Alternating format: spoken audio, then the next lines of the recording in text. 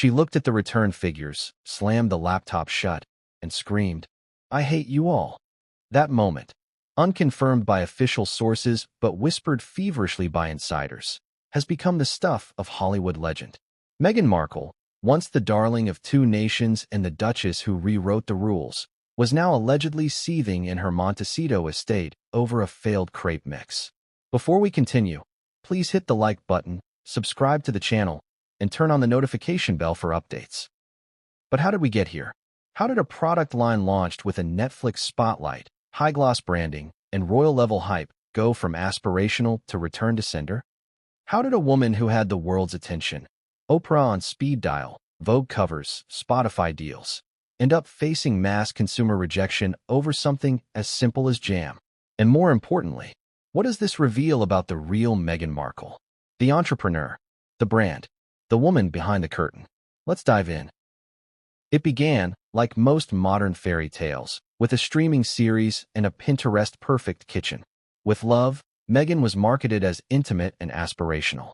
It featured slow-motion scenes of hand-poured honey, slow-churned butter, and Meghan herself stirring crepe batter with a smile so precise it looked designed by AI. The lighting was golden, the music soft, the message clear. This wasn't just food.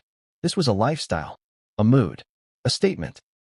And at the heart of that statement was the As Ever brand, a curated collection of jams, teas, honeys, and baking mixes supposedly infused with Meghan's personal touch, down to the lavender from her own garden.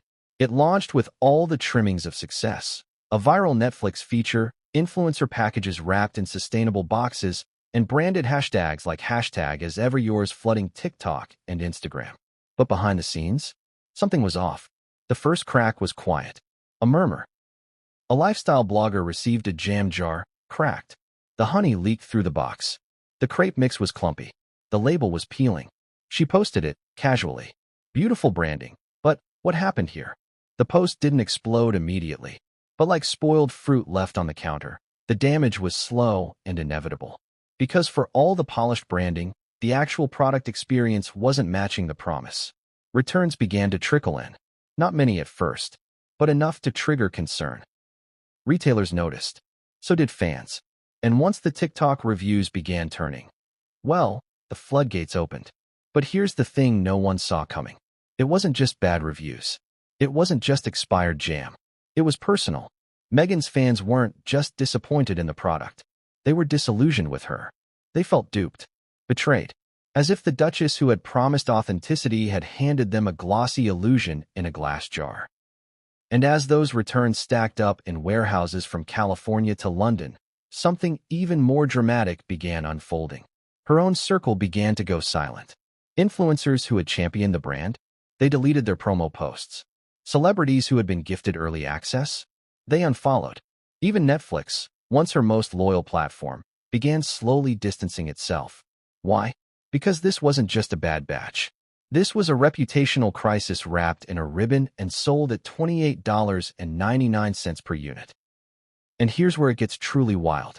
Internal documents, leaked by a source we'll hear from later, revealed alarming things. Multiple versions of expiration labels, warehouse mishandling, and shocking staff turnover within the As Ever team. But the real stinger? A secret recording, allegedly from an internal video call where Meghan reportedly shouted at her team, blaming them for the backlash. And according to this source, that's when she said it. "I hate you all." Now let's pause. Is that quote confirmed? No. But the sheer velocity with which it spread through the industry tells you something. People believed it. And in the world of branding, perception is everything. Now you may be asking, is this just another case of celebrity overreach? Or did Meghan Markle, strategic, polished, media-savvy, fall into her own trap? Because here's the brutal truth. You can leave the palace.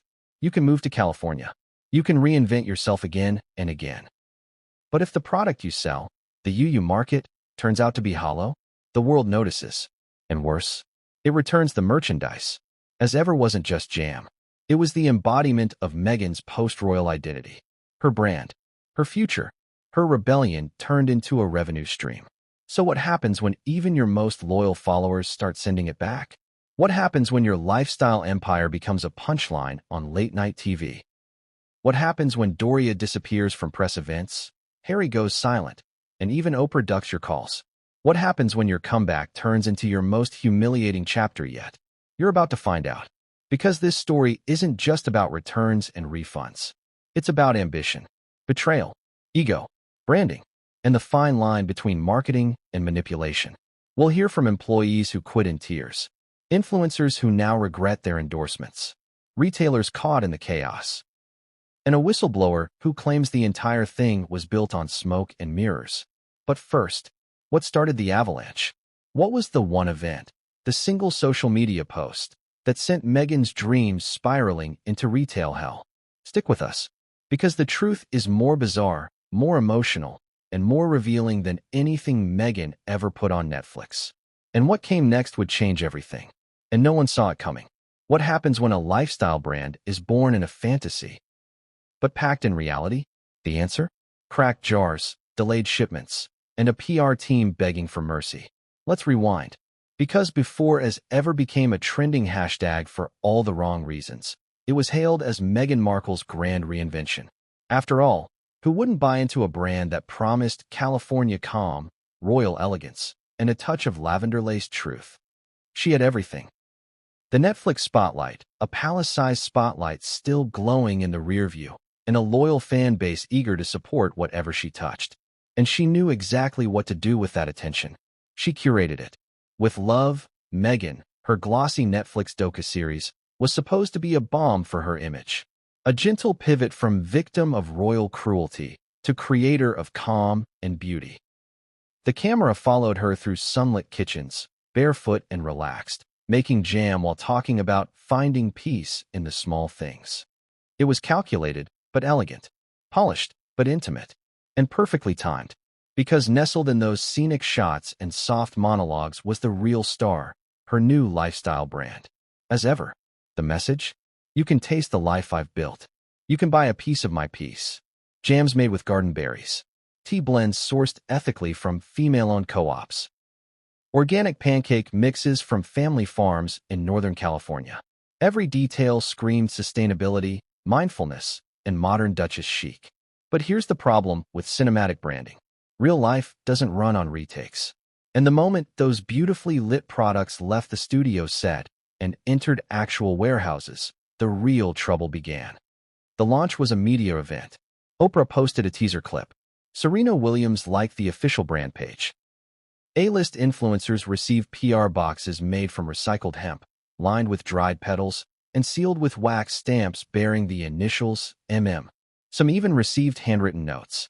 From my kitchen to yours, may this bring joy. As ever, Meghan. It was romantic. It was aesthetic. It was Instagram ready. But beneath the surface? Total logistical chaos. One warehouse worker, who later spoke anonymously to a British tabloid, described it this way. They kept changing suppliers, but no one on the ground knew why. One week, we were packing organic honey from Napa. The next, it was something from Idaho. Labels kept arriving late. Instructions were vague. And honestly, the jam kept leaking. Jars of sun-ripened strawberry and rose geranium conserve were arriving sticky, cracked, and in some cases, already fermenting. And yet, the team kept shipping. Because there was pressure. Crushing pressure. The kind that comes when your boss isn't just a celebrity, she's a brand, a movement, a global lightning rod for scrutiny. Meghan herself reportedly visited one of the fulfillment centers prior to launch. According to two sources, she was visibly tense, dressed immaculately in cream linen, and demanded that every box be perfect. One recalled, she kept saying, "This isn't just jam. This is me." She was obsessed with the unboxing experience. But when we told her we needed better seals on the jars, she said, "People won't care. They want the feeling." But people did care. Because it turns out, when you charge $28 for 200 g of jam, the jar better be immaculate. And it wasn't just the jam. The pancake mix had inconsistent measurements. The honey was sometimes cloudy, sometimes crystallized. The teas? A popular blogger compared them to wet potpourri. Returns began to trickle in. And here's where it gets dark. At first, the team chalked it up to growing pains. A few unhappy customers. A few bad batches. That's normal, right? But then the TikTok started. One in particular. A lifestyle influencer known for her brutally honest reviews uploaded a video titled, "I tried Meghan Markle's $70 breakfast, and I'm still hungry and confused." In the video, she opens the box. The honey has leaked. The crepe mix bag is torn. The jam lid is jammed shut with crystallized sugar. She laughs awkwardly, then frowns. "I wanted to love this. I really did. But this feels like a sketch." And that was it. The avalanche began. Suddenly, hashtags like #AsEverReturn and #JamScam started popping up on X, formerly Twitter, and TikTok. Retailers began fielding complaints. Return rates spiked to almost 30% in some regions. And then, Meghan's team made their first mistake. They went quiet. No public statement. No clarification. No apology. They acted like nothing was happening. While the internet screamed. Why? Because admitting fault could damage the brand. Because PR optics are a battlefield Meghan knows too well. But silence, in this case, was gasoline on the fire. And inside the As Ever warehouse, employees were melting down. One former team lead told a podcast host, "The branding was beautiful, but the operations were a mess. We didn't even know what was real lavender from her garden and what was bulk purchased." Meghan was in full control. Nothing went out without her approval. But if you questioned anything, you were iced out. And that chilling detail? It pops up again and again. A culture of perfection at all costs. Staff turnover was brutal. Some lasted weeks. One operations consultant left after just 3 days, citing unrealistic expectations and toxic creative demands. One marketing strategist reportedly quit over an internal debate on whether the jar label font looked enough like handwriting. Yes, really. But here's the contradiction that burns the brightest. While Meghan was marketing a brand about simplicity, wellness, and grounding, she was allegedly screaming at her staff about color gradients. And that brings us back to the now infamous Zoom call. According to a leaked memo and a viral Reddit post allegedly written by a former assistant, Meghan had a meltdown during a logistics review meeting. Products were being returned. Retailers were hesitating on reorders. The influencer backlash was gaining traction. Someone asked if they should issue a public apology, reevaluate packaging, pause new orders. And that's when Meghan reportedly snapped. "I hate this. I hate all of this. You people are ruining what I built. I hate you all." Now, again, unconfirmed. But the phrase caught fire online. Memes, t-shirts, TikTok soundbites, even late-night comedians. "I hate you all, but please enjoy this $22 tea blend I foraged personally in Montecito." The public loves a fall from grace, especially when it involves someone who once declared, "It's not about the fame, it's about the truth." But the truth? It's rarely clean. It's rarely jam-sweet. And in Meghan's case, it was leaking. As the brand crumbled behind closed doors, Meghan pushed on in public. She posted a sunlit photo on Instagram, sipping tea, holding a jam jar. Caption, "From my home to yours. We're just getting started. Cherry blossom #AsEverYours." But the comments? Brutal. "I got moldy jam. Can I send it back to your home? Still waiting on my refund. It's been 3 weeks. You're selling peace and can't even deliver pancakes." The illusion was breaking. One follower summed it up best. "This isn't goop. This is nope." And yet, what came next would blindside even Meghan's harshest critics. Because while she tried to salvage the brand with positivity and curated content, a single social media post would ignite the next explosion. A betrayal that no one saw coming. A moment so sharp, so swift, and so public, it made the returns look like a warm-up. So who was it? Which influencer lit the match? And what exactly did they say that turned a PR crisis into a full-blown consumer mutiny? That's where we're headed. Because Meghan's empire wasn't just collapsing quietly. It was about to go viral. What do you get when influencers stop pretending and start posting receipts? You get chaos. But not just any chaos. You get curated chaos. Sponsored backlash. Polished betrayals served on a pastel plate. Because when the very people paid to love your brand start returning your gifts and dragging your name in lowercase fury, you're not facing a PR problem.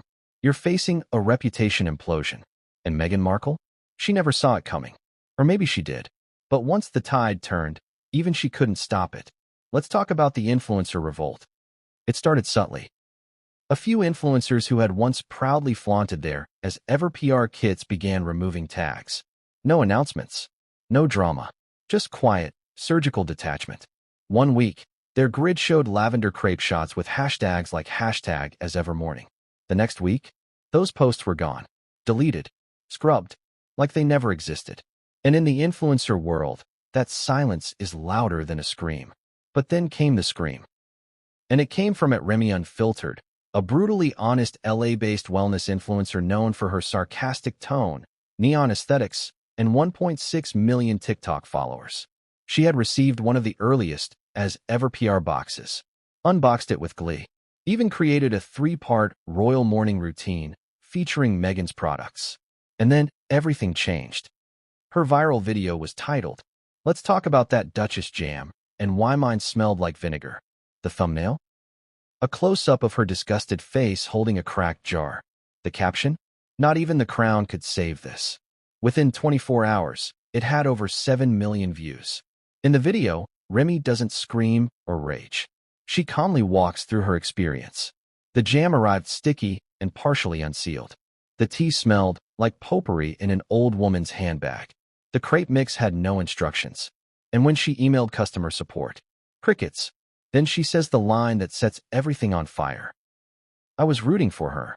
But this feels like I paid for Meghan's therapy session and got vinegar in return. It was brutal, honest, and utterly relatable. Within hours, other influencers chimed in. @Health with Harper posted a dupe video. I thought I was the only one. I got the jam, opened it live, and it looked like a science experiment. The Glam Kitchen shared photos of her honey jars. 2 of them exploded in the packaging. But the real shocker? They weren't being paid to say this. In fact, many had signed NDAs, which they were now willingly violating. Why? Because silence, in the face of mass backlash, was making them complicit, and Meghan's team wasn't helping. Behind the scenes, damage control was failing.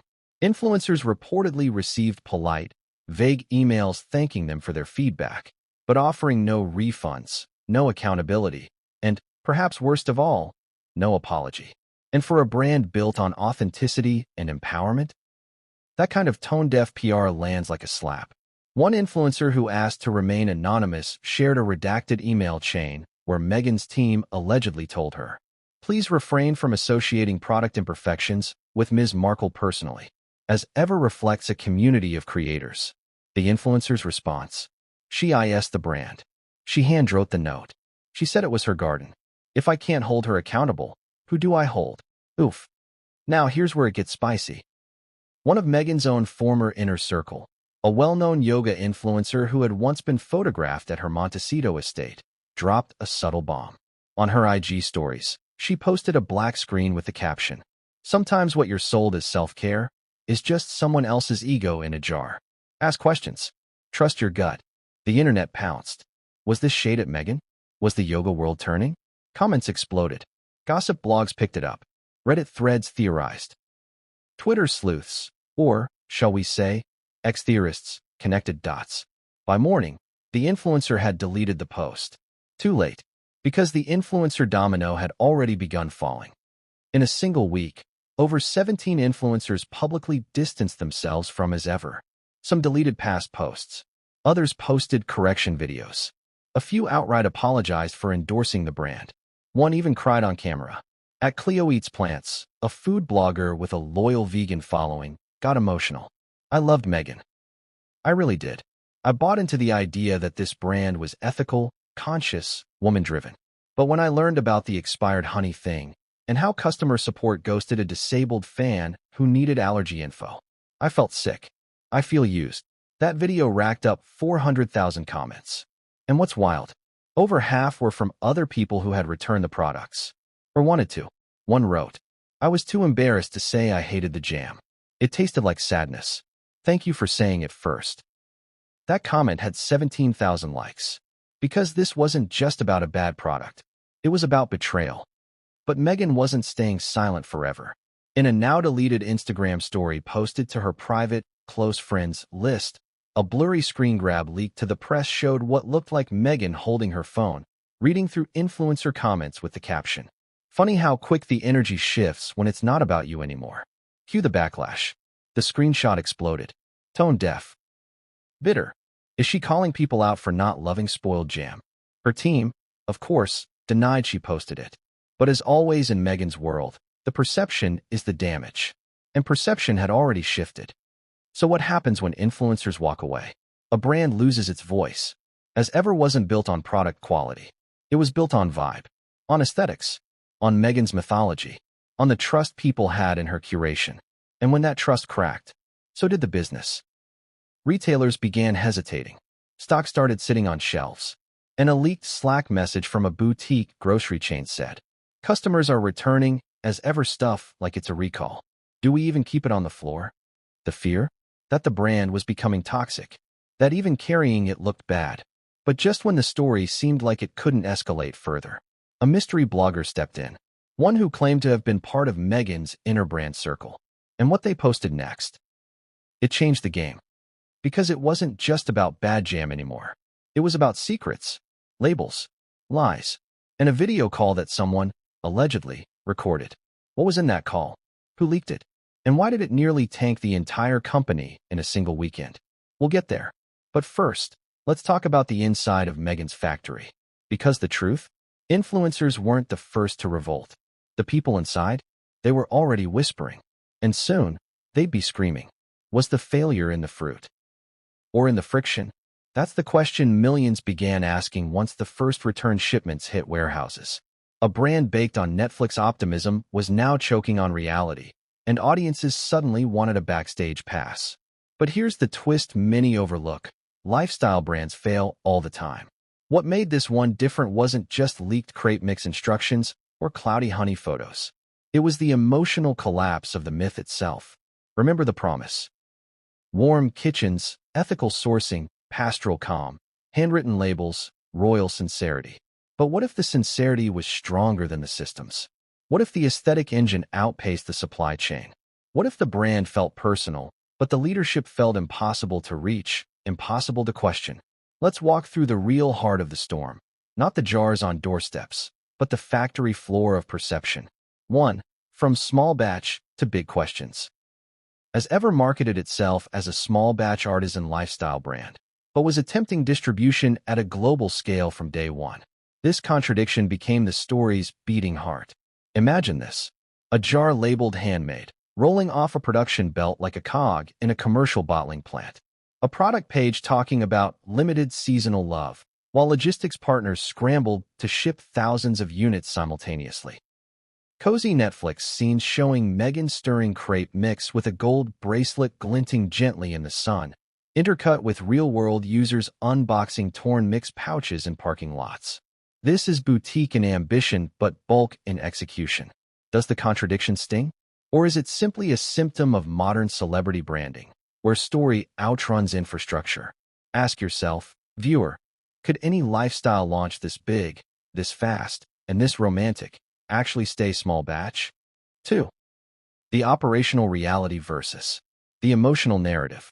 When we say factory, we're not talking about a literal location you can point to on a map. We're talking about the invisible assembly line that exists between global narrative and ground operations. Let's dramatize it visually for the audience. A fulfillment coordinator sitting in a fluorescent-lit packing center at 2 a.m., over-caffeinated, sealing jars of honey, and trying not to smudge the logo. Product designers debating serif versus sans serif fonts on a label. Meghan had already insisted look handwritten, creating tension between design authenticity and commercial readability. Suppliers confused by weekly shifts in volume expectations. Were these micro-run products or mass retail goods? A logistics contractor later confided in a trade interview, fictionalized here for storytelling. We were told the jars needed to look handmade, but be packed like armor. The branding team wanted romance. Operations wanted bubble wrap. Romance won the meeting. Bubble wrap lost the battle. It wasn't malicious, it wasn't illegal, it was mismatch. And mismatch is the silent killer of lifestyle brands. 3. The human cost, designed by emotion. Here's where the emotional spike hits. Leadership style in celebrity brands often runs on personal instinct rather than corporate hierarchy. Decisions move fast, change fast, and feel personal by default. They can also feel intense. Not intense in a salacious way. Intense in a creative pressure cooker way. In our dramatized retelling, staffers were allegedly torn between two command centers. The emotional nerve of the brand, Meghan herself. The practical nerve of execution, operations partners. One young brand assistant reportedly said in a fictionalized interview used to illustrate sentiment. It felt like building a mood board in real time. Every jar felt emotional. Every decision felt final. But the floor kept shifting. It was like filming a Netflix episode with no script supervisor for logistics. Does that burn trust? Or does it show how hands-on passion can also create volatility? Audience, I ask you, is being too involved worse than being uninvolved? Or just differently dangerous? 4. The internet's true whistleblower, the consumer. Let's clarify something important and factual. There was no criminal cover-up. There was no illegal sabotage. The real whistleblower was the consumer base itself. A global workforce of fans with iPhones, TikTok accounts, and zero patience for myth betrayal. A picture from Reddit, again, narratively dramatized but reflecting common consumer leak behavior. A storage rack full of jars with manually corrected labels. The internet didn't see craft, they saw chaos. Another video from TikTok, plausible and non-defaming.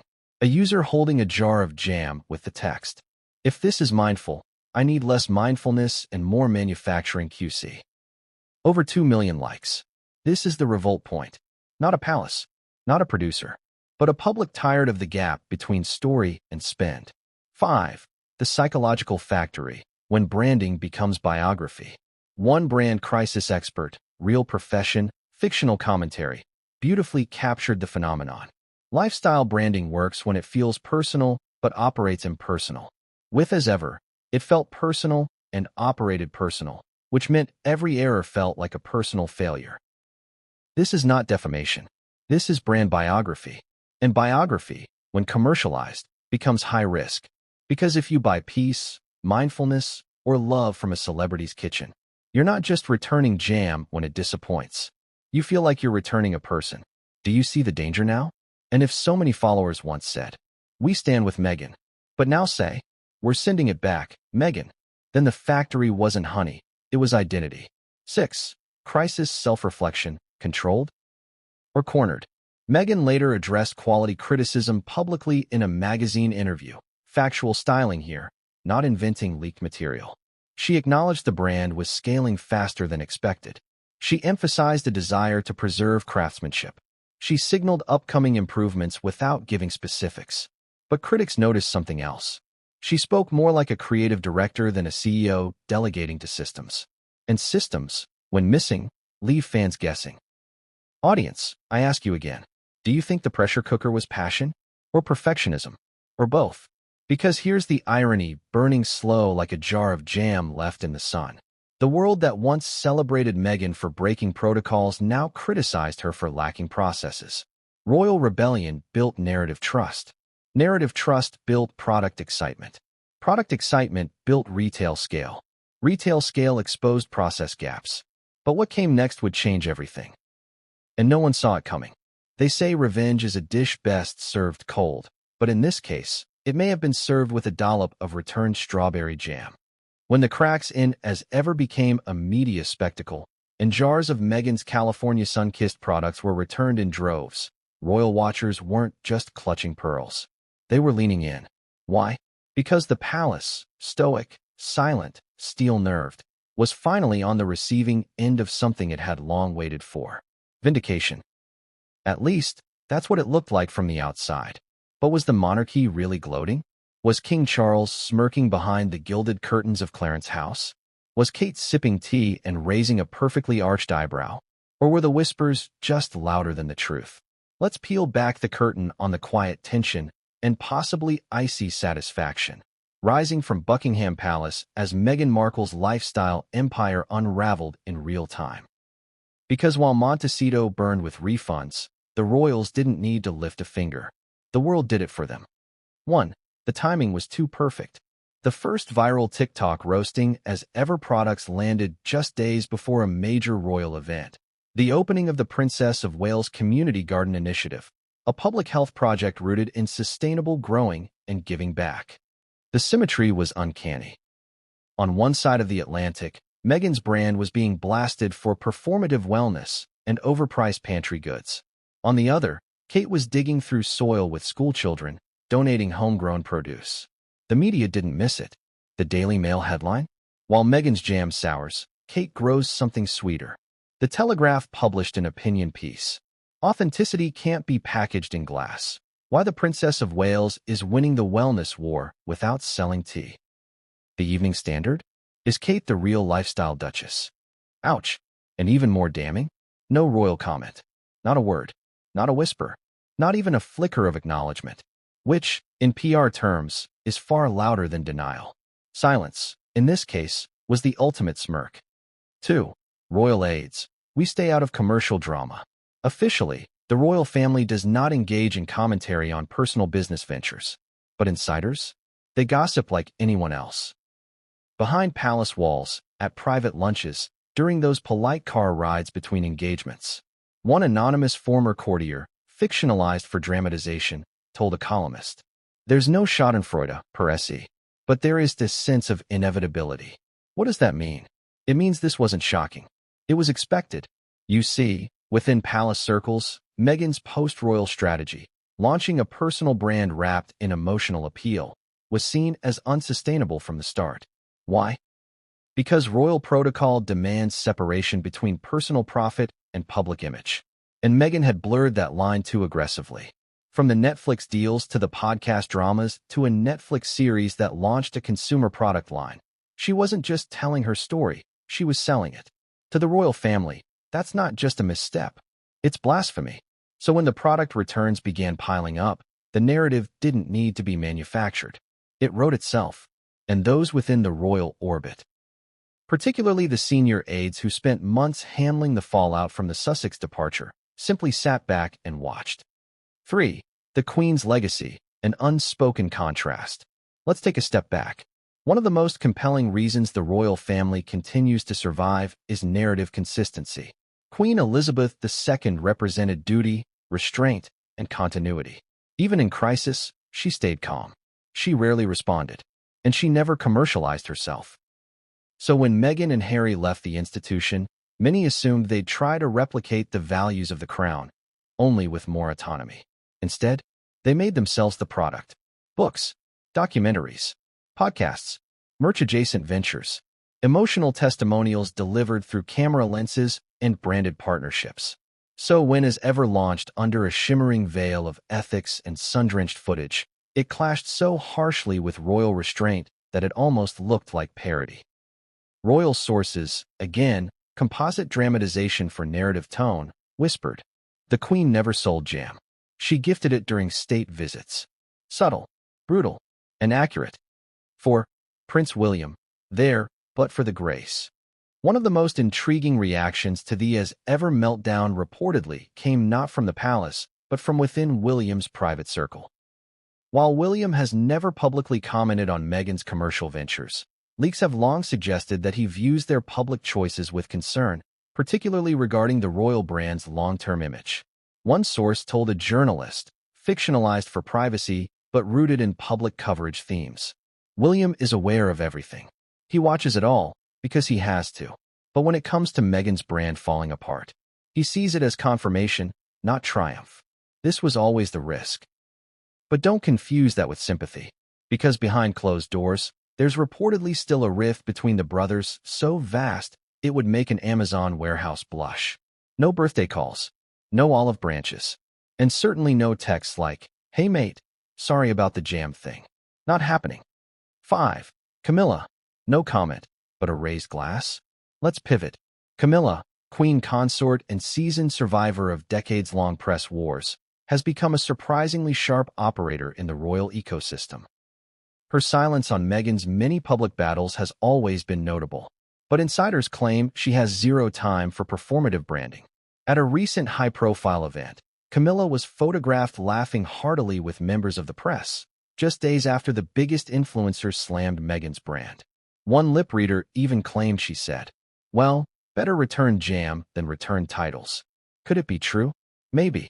But even if it wasn't, the image alone told the story. The royals weren't crying for Meghan's customer service inbox.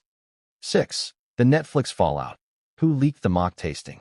Now here's the royal twist that gave this chapter its teeth.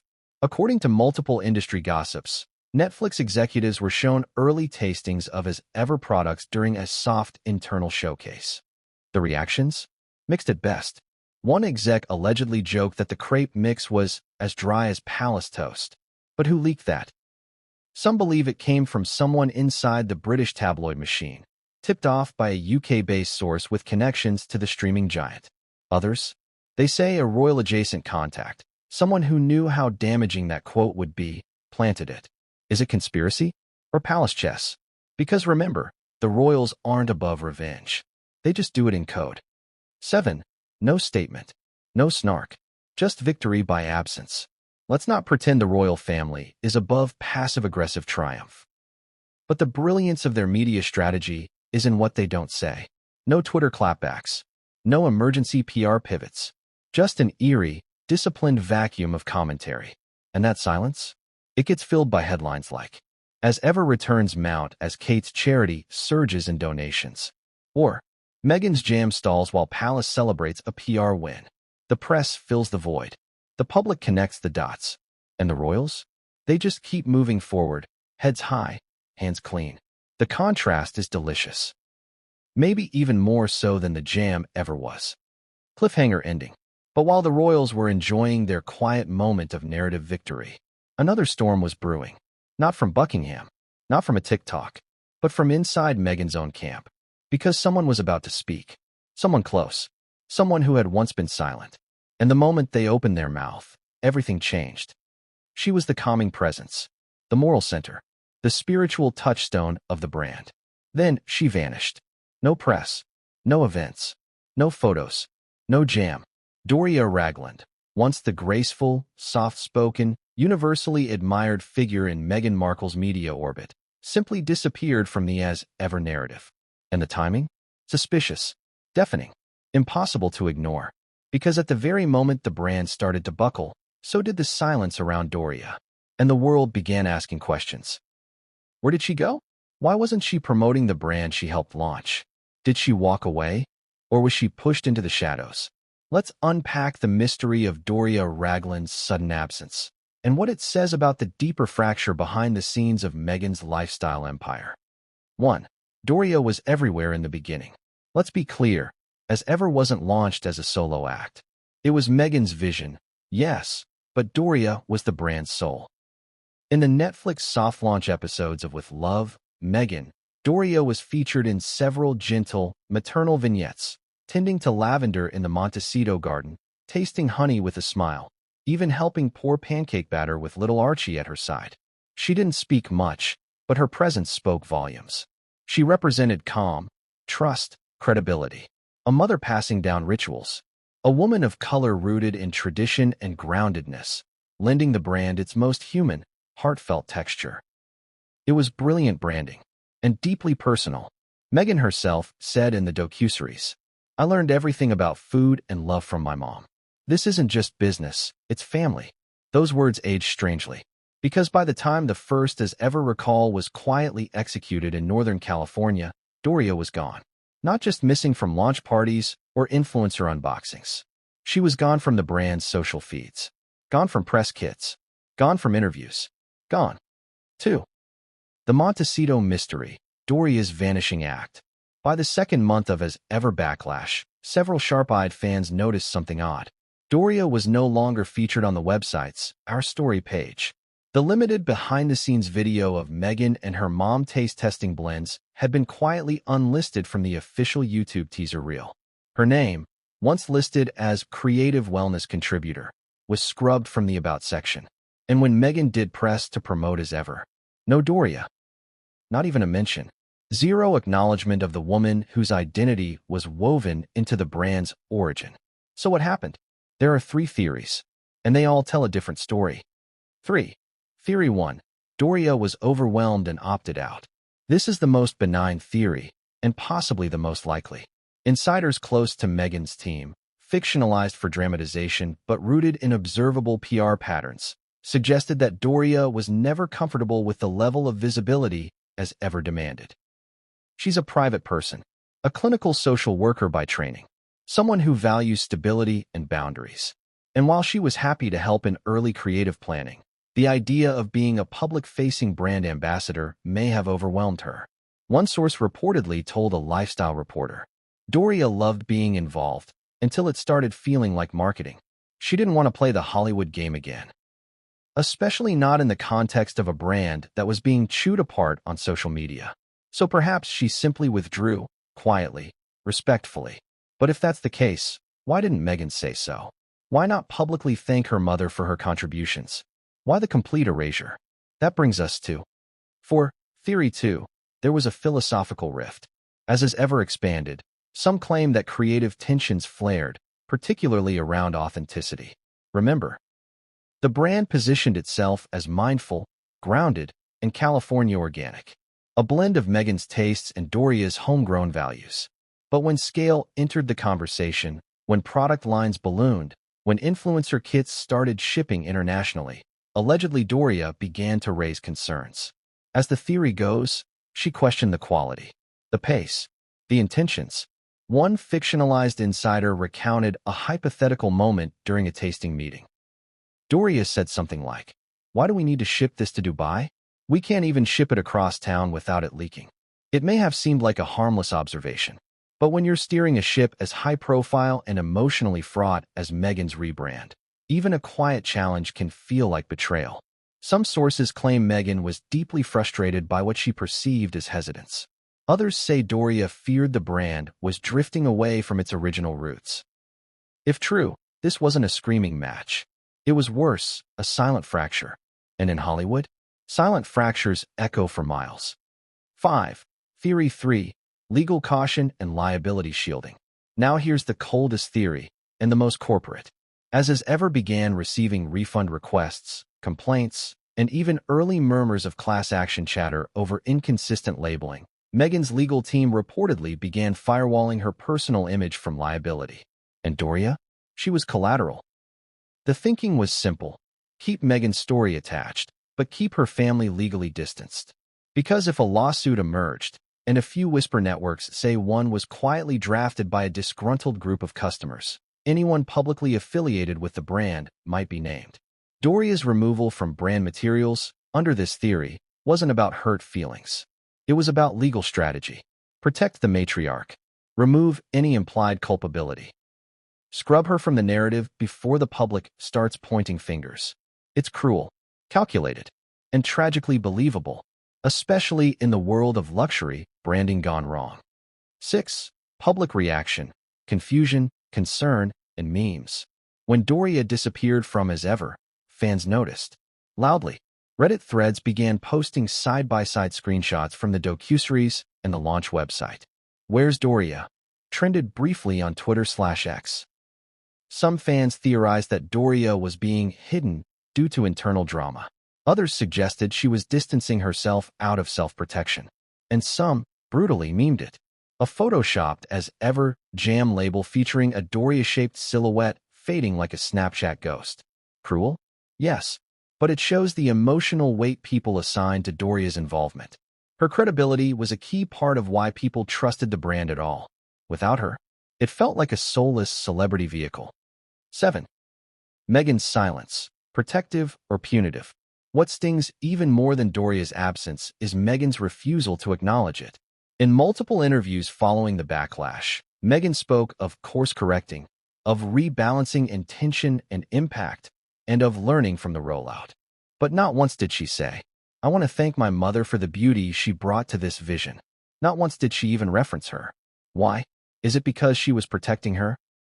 Or was it a signal of something deeper, an internal fallout too raw to air publicly? No one knows. But the silence speaks volumes. And the brand? It's still stained by the absence. 8. Final twist. Doria's name reappears, but not how you think. Here's where things take a twist. Roughly 2 months into the refund frenzy, an eagle-eyed fan browsing California business filings spotted something interesting.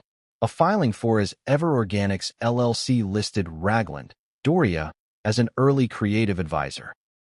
Then quietly struck her name in an updated document 2 weeks later. Coincidence? Strategic restructuring? Or something more? No lawsuit followed. No public dispute. But the removal was noted. And it confirmed what many feared. Doria was officially out. Not just gone from marketing. Gone from the company itself. Cliffhanger ending. So what now? What happens when the one person who grounded Meghan's brand, who gave it warmth, soul, and trust, vanishes without a trace? Does the house collapse without its foundation? Or does something even darker emerge in its place? Because as the headlines moved on, a new silence began to grow. Not Doria's, Harry's. And when a husband goes quiet while the empire burns, you know what's coming. He stood by her during Megxit. He gave up a kingdom for her. So why won't he say a word about the jam? Let's call it what it is. Prince Harry's silence during the as-ever meltdown wasn't just notable. It was unsettling.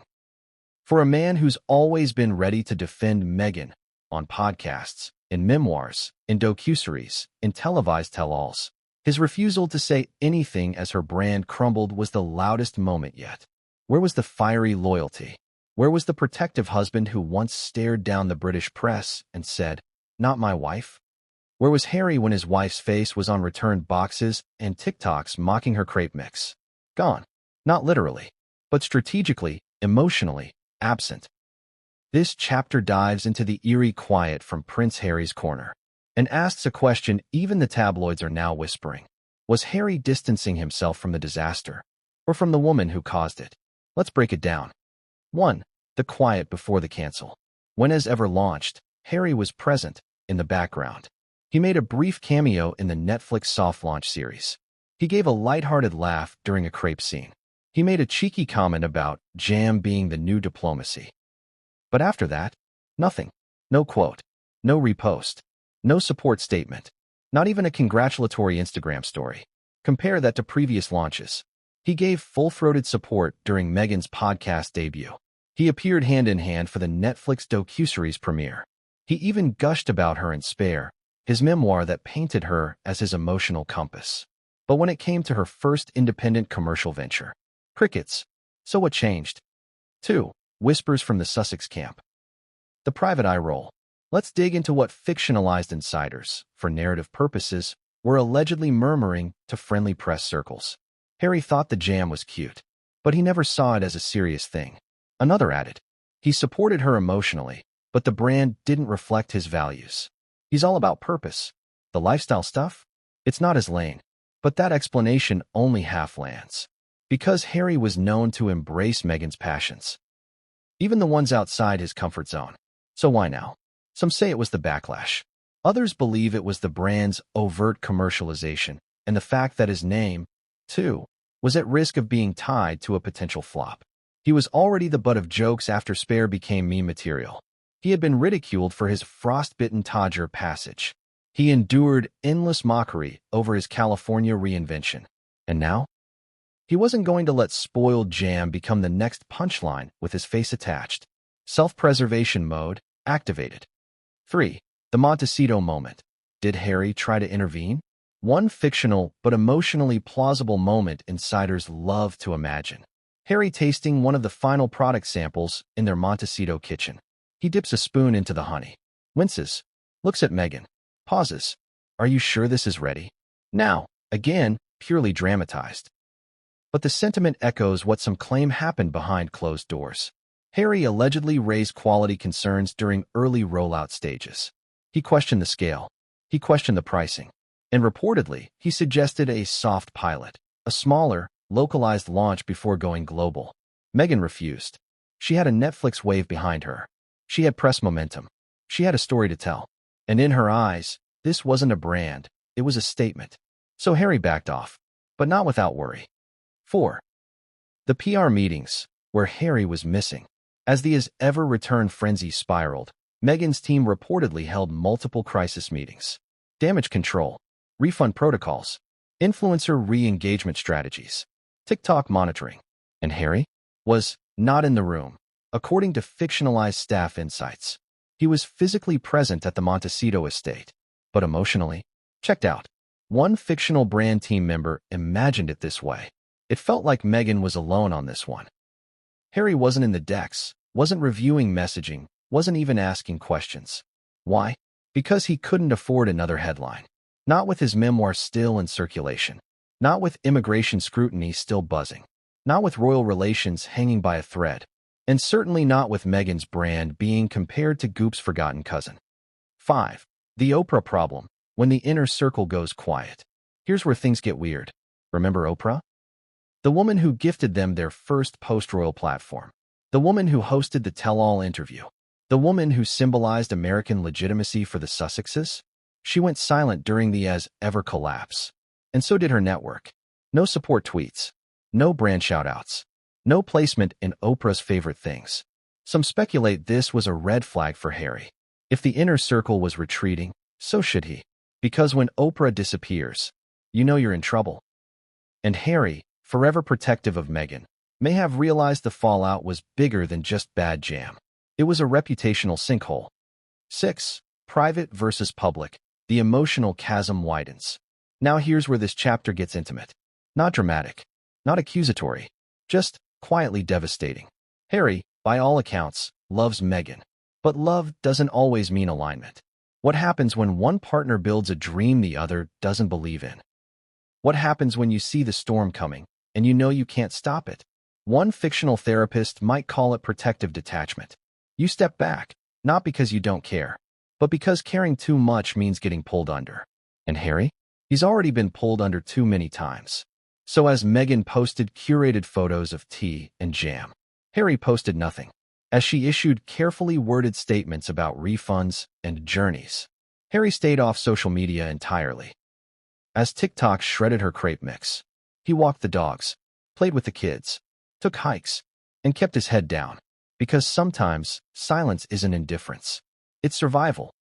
7. What was he doing instead? So if Harry wasn't supporting as ever, what was he doing? Multiple reports suggest he ramped up focus on the Invictus Games Foundation, his ongoing mental health initiatives, book club, and educational partnerships in California. And, interestingly, private talks with veteran charities in the UK. Some speculated this was him laying groundwork for a soft, personal rebrand. One that was purpose-driven, apolitical, brand-neutral, and most importantly, independent from Meghan's commercial ventures. That last point, it matters, because despite being branded a duo for years, Harry may be exploring what it means to be Harry, not Harry and Meghan. And in PR terms, that's a pivot. 8. Final nail. The quiet website update. Perhaps the most telling sign of all came in a small, subtle change. The As Ever homepage once featured a blurry background image of Harry and Meghan in the garden, laughing, tasting honey, clinking mugs. It wasn't overt, but it was there. A nod to togetherness. That image? Quietly removed. No announcement. No fanfare. Just gone. Replaced with a solo shot of Meghan's hands holding a jar. And the message was crystal clear. This is her brand, not ours. Cliffhanger ending. So what happens when the man who once abandoned the monarchy for love begins to quietly distance himself from the fallout of that very love's dream? What happens when silence becomes the most protective thing he can offer? And what happens when someone else enters the picture? Someone who's not willing to stay silent any longer? Because just as Harry pulled away, a mystery voice stepped forward, and what they revealed would shake the entire brand.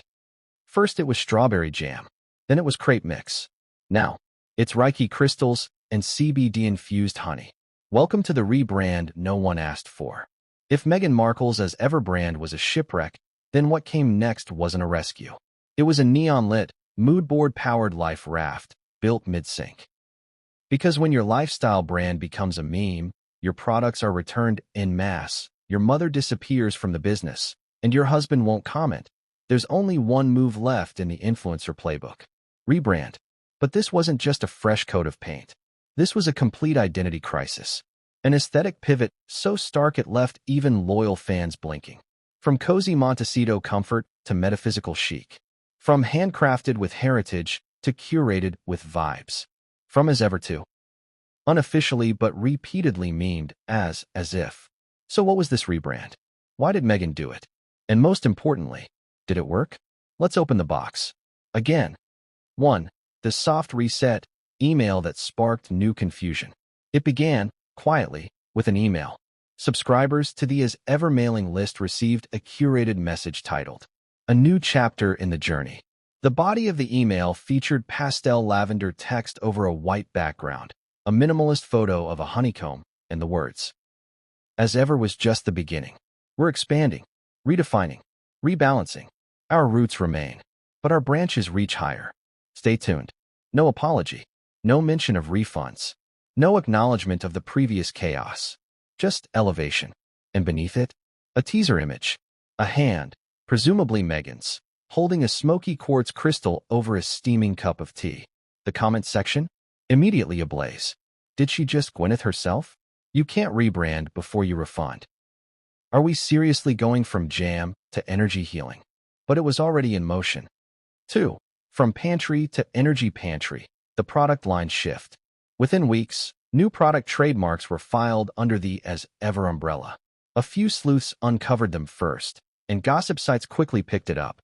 Intentional infusions. Herbal teas allegedly paired with mood states.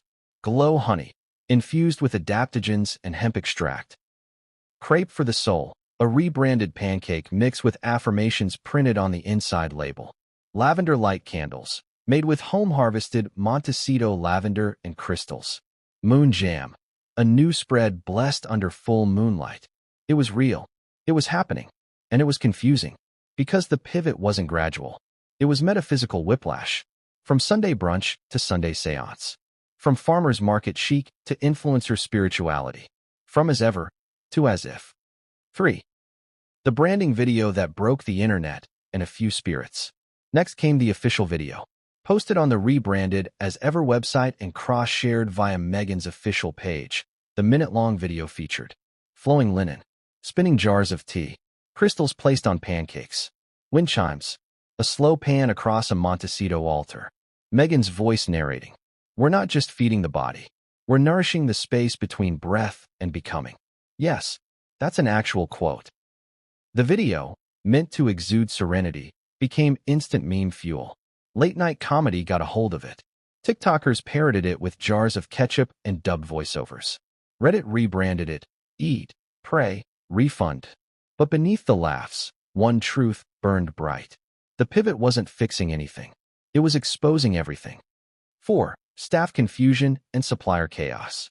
While the public scratched their heads, insiders were scrambling. According to dramatized, but narratively consistent reports from fictionalized internal sources, the rebrand wasn't just confusing from the outside. It was chaos on the inside. One supplier reportedly pulled out over unclear direction.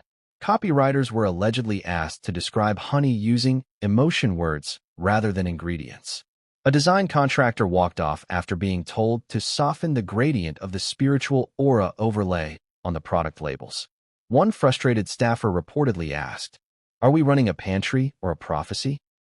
And through it all, Meghan was at the center, hands-on, involved, but, according to some, too involved. One fictionalized quote for storytelling purposes captured it perfectly. She wanted every candle to reflect her personal energy. We just wanted it to ship without melting. 5. The PR spin, goopification, or redemption arc. Media outlets quickly dubbed the pivot a goopification of the brand. Think Gwyneth Paltrow's vibe, but with royal baggage. But Goop had something As Ever didn't. Time. Years of building trust. A consistent wellness narrative. And, frankly, better logistics. So while Meghan may have been aiming for a wellness empire 2.0, her critics weren't buying it. Even loyalists were confused. Fan pages asked, is she trying to heal or sell healing? Are we now a feelings-based jam company? And worst of all, major retailers began backing off. One boutique chain issued a statement. We've paused reorders of As Ever pending clarity on their new brand direction. Translation? We have no idea what they're doing either. 6. The Meghan monologue. This isn't about products. Then came Meghan's interview. In an exclusive digital sit-down with a wellness publication, Meghan finally addressed the backlash. Sort of. She didn't say the word returns. She didn't say the word jam. She didn't mention Doria. She didn't mention Harry. But she said this. For me, this journey has always been about intention. If the world misunderstood the earlier chapter, that's okay. Sometimes things break, so something more beautiful can be born. Poetic? Maybe. Deflective? Definitely. Effective? The jury's still out. Because while the interview was calm, the reaction was anything but. A trending hashtag appeared the next morning. Hashtag as ever or never. And beneath it, thousands of sarcastic one-liners. She's selling lavender vibes like we didn't just send back moldy jam. I didn't misunderstand. I bit into a crepe and it disintegrated. Intentions are great, but I wanted breakfast. 7. Investor panic and silent exits. Here's where the business side turned grim. Several early investors reportedly began asking for updates. Some quietly pulled their names from press releases. A few asked not to be listed on the updated website. The rebrand, meant to infuse energy, was draining confidence. One fictionalized investor summary described it as a drift into aesthetic incoherence. Translation: no one knew what the brand stood for anymore. Jam, vibes, yoga, crystals, moon water. When identity shifts faster than product, investors panic. And Meghan? She kept steering the ship, even as it began to feel increasingly rudderless. 8. The final straw? A petition emerges. It started as a joke. A TikTok user created a fake petition titled, "Stop as ever from selling moon jam to our grandmothers." Within 48 hours, it had over 75,000 signatures. Change. Org featured it on their trending list. It was hilarious, but it was also brutal, because the mockery wasn't just about the product anymore. It was about perception, and perception was the one thing Meghan couldn't rebrand. Cliffhanger ending. So the question now isn't, can she pivot? It's, pivot to what? Because just as the rebrand settled into its crystal-lit identity, a journalist was tipped off. A leak had surfaced. A former inner circle figure was ready to talk. Not behind a screen, not anonymously, and what they had to say would change everything.